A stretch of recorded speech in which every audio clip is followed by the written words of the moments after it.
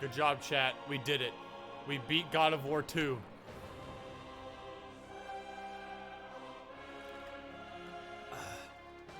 Great game. This was a great game.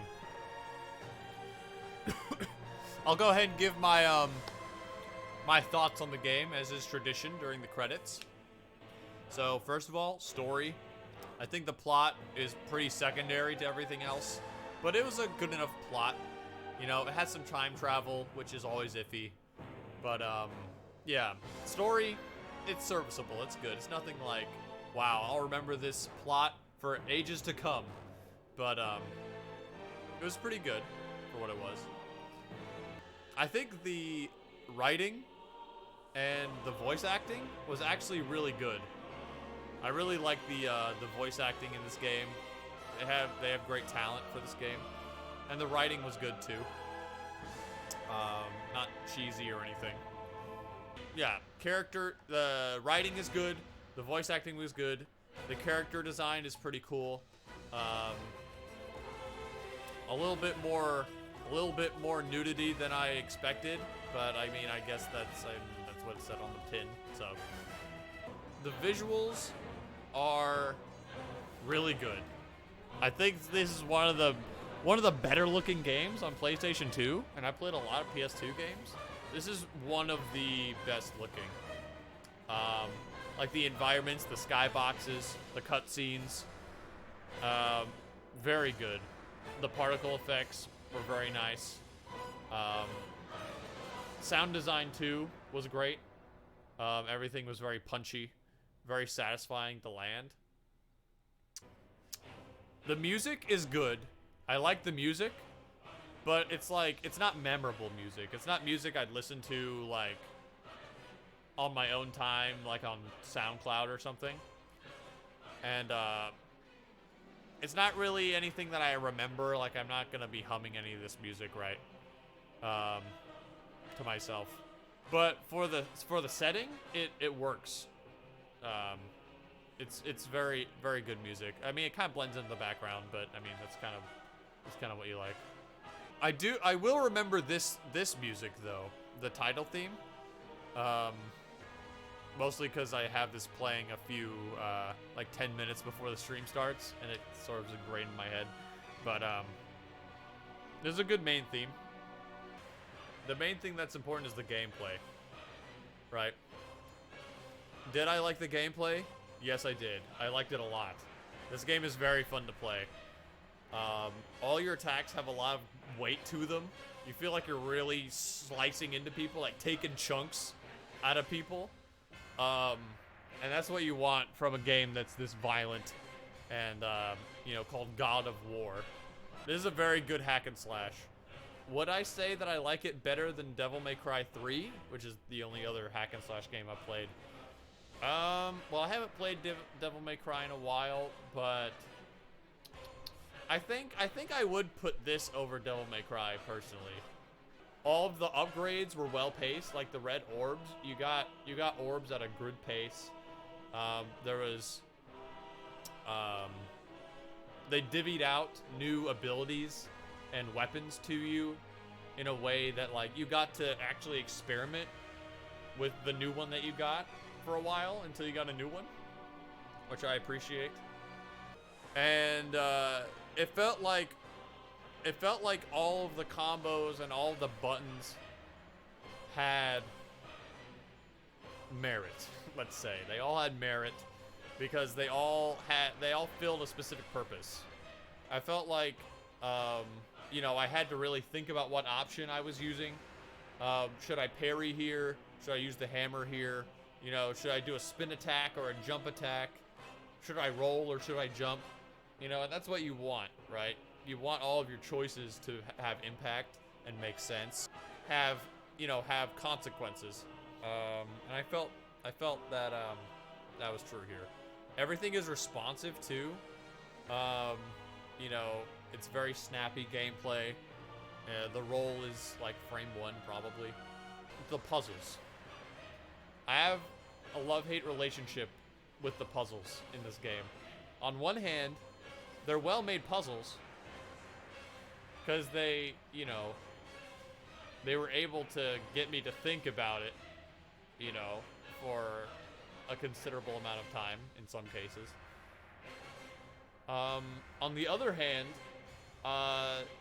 some of the solutions seemed a little obtuse, or in the cases where it's not obtuse, like, there are a couple times where I tried the solution, which ended up being right, but I didn't do it just right, so it didn't work. So I ended up not thinking that it was the right option. So then I, like, spend an hour in a room, you know, thinking that I did it wrong. But, it wasn't the case. It was just very specific, you know? So that's, you know, that's a little irritating. And on the other hand, it's like, does God of War, well, I was gonna say, does God of War, a game like God of War, need puzzles in it? And I think actually the answer is probably yes, just to slow down the pace, you know, let you soak in the environment, actually, like, you know, look around.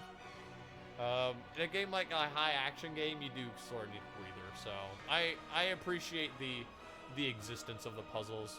It's just I'm not very good at puzzles in general. Not even simple God of War puzzles.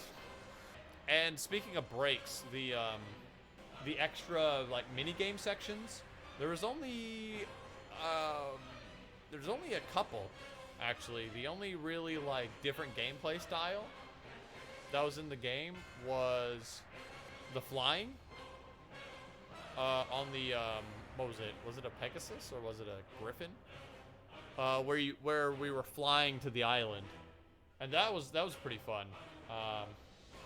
It was in context, and you know, it was like an extension of the regular gameplay, but you're on a bird.